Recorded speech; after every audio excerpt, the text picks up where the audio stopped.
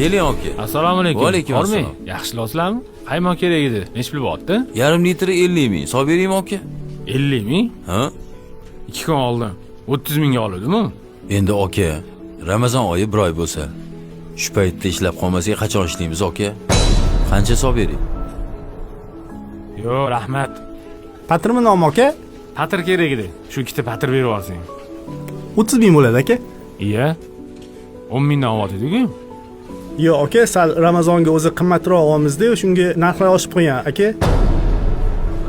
Ha, mayli. Assalomu alaykum. Keling aka. Alaykum assalom. Qo'y go'shti kerak edi 2 kilo. Nech puldan bo'lyapti?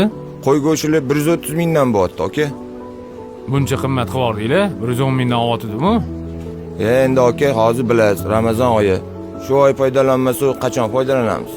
Ha, shunaqa deng.